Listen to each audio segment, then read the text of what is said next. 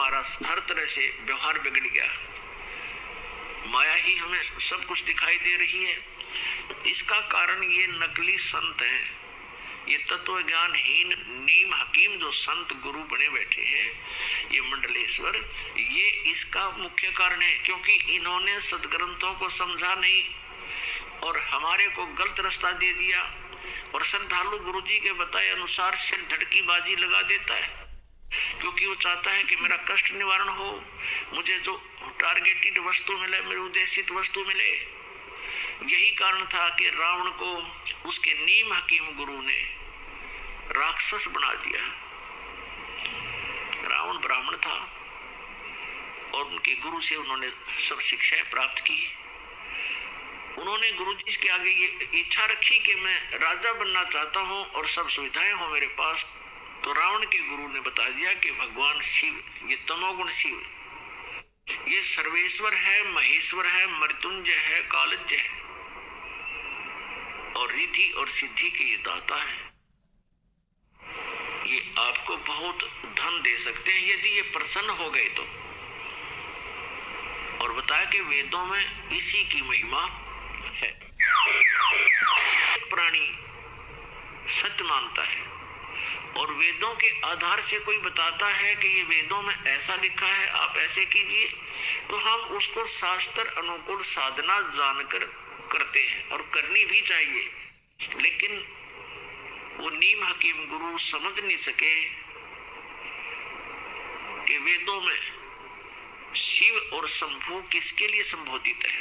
अब वहां वेदों में जो शिव है वो परम अक्षर ब्रह्म की तरफ है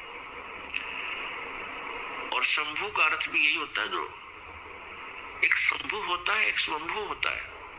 स्वयंभू तो परमेश्वर जो कभी जन्म नहीं लेते, वो स्वयंभू है, यानी स्वयं ही प्रकट है। और शंभु का अर्थ होता है जो सुखदायी भगवान हो।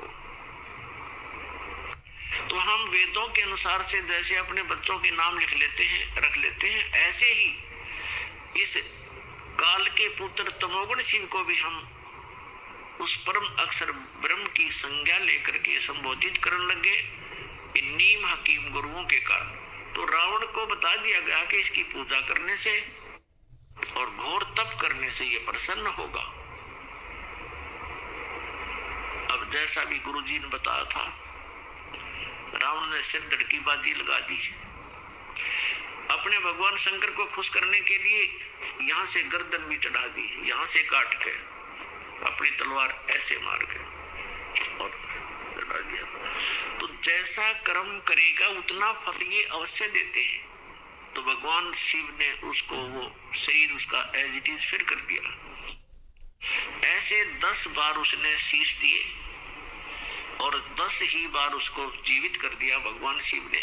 इतनी शक्ति इन भगवानों में है कि जब तक जीव के सांस हैं और इन परिस्थितियों में यदि कोई उसको ऐसा कुछ होता है तो ये उसको स्वस्थ कर सकते हैं। स्वस्थ का मतलब ये नहीं कि उसके जैसे क्रमदंड के कारण कोई रोग है तो रोग नाश नहीं ये कर सकते, वो भोगना ही पड़ेगा। सिर्फ ये है कि उसके निमित्त उन्होंने ये किया तो वो एज इट इज जैसे उसको जोड़ दिया। जैसे श्री कृष्ण जी और अर्जुन गए थे मोर ध्वज राजा के घर, उनके पुत्र को आरे से चिरवा दिया, मृत्यु होगी, फिर उसको जीवित कर दिया क्योंकि उसके संस्कार थे, अवशेष थे उसके जीवन। लेकिन वही श्री कृष्ण अपने सगे भांजे अभिमन्यु को जीवित नहीं कर सके, जो महाभारत के युद्ध में चक्रव्यूह में मारा गया था। सुभद्रा रो रही थी, श्री कृष्ण रो रहे थे, यानी सुभद्रा श्री कृष्ण की बहन थी, वो जीवित नहीं कर सके क्योंकि अभिमन्यु की आयु इतनी ही थी, उसका प्रारब्ध भी इतना था, इसलिए वो कुछ भी परिवर्तन श्री कृष्ण अर्थात विष्णु नहीं कर सके। श्री कृष्ण यानी विष्णु और शिव और ब्रह्मा ये तीनों एक ही सतर के, एक ही जैसे शक्ति युक्त प्रभु है, इनमें कोई अंतर नहीं है, केवल इनके विभाग का अंतर है। जैसे एक तो गृह मंत्री हो, एक सैर सपाटा मंत्री हो, पर्यटक मंत्री, तो इनके विभागों में अंतर होने से उनकी जो है महिमा में फर्क हो जाता है आम व्यक्ति की दृष्टि में, लेकिन उनकी शक्ति में अंतर नहीं है, पोस्ट एक जैसी ही। भगवान श्री शिव जी को परम अक्षर ब्रह्म मानकर, मृत्युंजय मानकर रावण ने भक्ति की और सिद्धि मांग ली, रिद्धि मांग ली। सिद्धि आकाश में उड़ जाना, रिद्धि धन मांग लिया, दे दिया धन खूब। इतना धन दे दिया कि सोने की लंका बना ली। रावण के राज्य में, लंका की मंडियों में हीरे मोती ऐसे बिका करते थे जैसे करनाल की मंडी में धान बिके, ऐसे उसके व्यापार हुआ करते थे।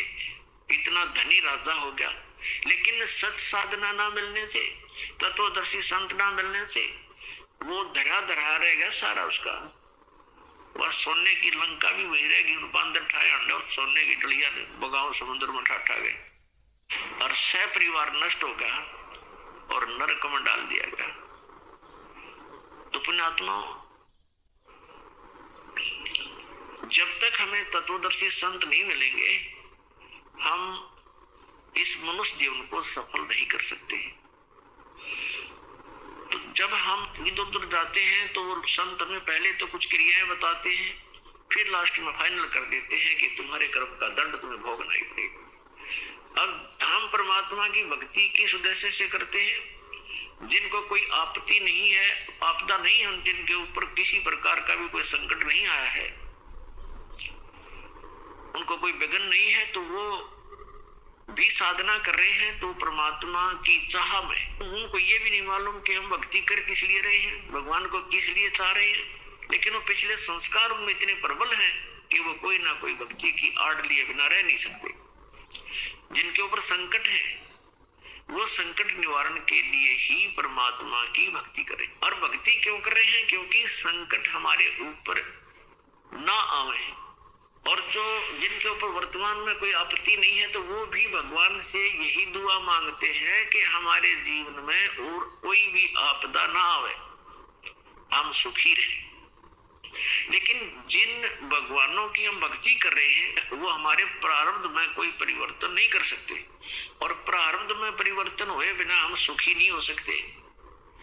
जैसा कर्म किया है वैसा ही भोगना पड़ा, तो फिर सुखी कैसे होंगे? किसी के प्रारब्ध में यानी किस्मत में लिखा है भाई जान जानी है, मृत्यु हो गया इस उम्र में, तो हो ही गई। फिर बताओ फिर क्या फायदा उस भक्ति का? या कोई और आपत्ति आनी है तो वो भी आएगी। तो भक्ति किस लिए कर रहे हैं? भक्ति इसलिए कर रहे हैं, हम ये उद्देश्य लेकर चलते हैं कि हम सुखी रहे, हमारे ऊपर कोई कष्ट ना आवे। और फिर हम भक्ति करते हैं, कष्ट भी जो के तो आते हैं, और हमारे पास विकल्प ना होने से हम ये सोच लेते हैं उनको भी ऐसा घटना घटी थी, उनके यहाँ भी ऐसी घटना घटी थी, फिर हम सेट हो जाते हैं। इन दुखों को हम दुख को ही सुख में आप बदलने की चेष्टा करते हैं। जैसे किसी व्यक्ति का 3 पुत्र थे और उसके एक की मृत्यु होगी। अब बड़ा कष्ट में था, सारा परिवार रो रहा था। उनको सांत्वना देने के लिए सभी आसपास के रिश्तेदार, कुल के लोग आते हैं। तो उनमें से एक ऐसा व्यक्ति भी वहां पहुंच गया कि जिसके एक ही पुत्र था और उसी की मृत्यु हो गई थी। तो सभी ने ये कहा कि देखो, इस बेचारे का एक ही पुत्र था, इस मृत्यु होगी, अब ये भी तो जी रहा है। तो जिसके 3 पुत्रों में से एक ही मृत्यु हुई थी, उसने राहत की सांस ली और खुश हो गया, हल्का बोझ हो गया। किस कारण से? कि चोखा है भगवान, मेरे 2 तो बच गए, एक का मरा है, और इसके बेचारे का एक ही था, वो ही मर गया। इसी से हल्का बोझ मान लिया। अब क्या फर्क पड़ गया उसको? अब तुलनात्मक तरीके से कि इससे तो मैं सुखी हूं, ऐसे हम इस झूठे सुख को सुख मान रहे। तो पुण्यात्मा, यह कोई विकल्प भी नहीं है। एक विकल्प है, समर्थ का शरणागत हो, रंग होरी हो, कदे न हो एकाज राम रंग होरी हो। होरी माने खुशी, जैसे होली खेलते हैं, होली खुशी मनाते हैं। कहते यहाँ अगर तुमने खुशी मनानी है तो समर्थ का शरणागत हो और राम रंग होली हो। फिर हमारे राम के रंग की होली होगी। ये बकवादों वाले रंगों से हम होली नहीं खेल सकते। हम राम के रंग में रंग जाएंगे। और फिर देखना, और कदे न हो एकाज राम रंग होरी हो। हमारा कभी अकाज नहीं होगा, हमारा कोई भी ऐसा कोई आपत्ति नहीं आवेगी, किसी प्रकार का भी हमारा जो है बिगाड़ नहीं होगा।